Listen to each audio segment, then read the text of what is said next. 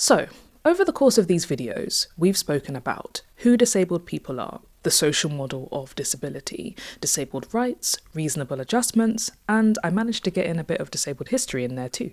But I'm sure you're wondering, after all of this, where do we go from here?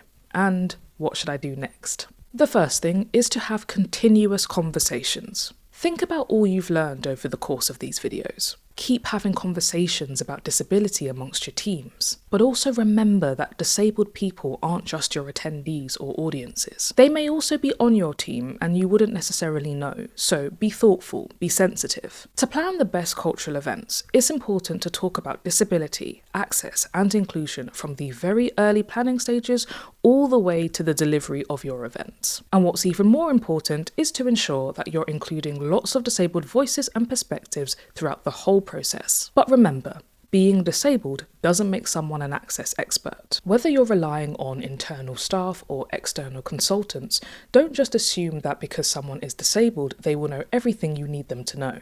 Access shouldn't be an afterthought. So remember, think about ways you can make your events more accessible before your visitors arrive. From subtitles to audio descriptions to easy-read documents and to accessible entryways. But also provide both telephone and email options for guests to inquire further about accessibility. And lastly, do further research. Learning about disability and promoting accessibility and inclusion is an ongoing practice. There is no final destination nor singular box to tick. Even as a disabled person myself working in the cultural sector, I am still listening and learning to be more inclusive of other disabled people when making work. So, this is your sign to read more about disabled histories, engage in disabled art of the past and present, and follow and engage with diverse disabled creators on social media. These are all ways, although I'm sure there's more, to continue our efforts in breaking down disableist barriers in our work. Thank you for sticking around throughout this video series. Good luck with all your projects and working together to tackle disableist barriers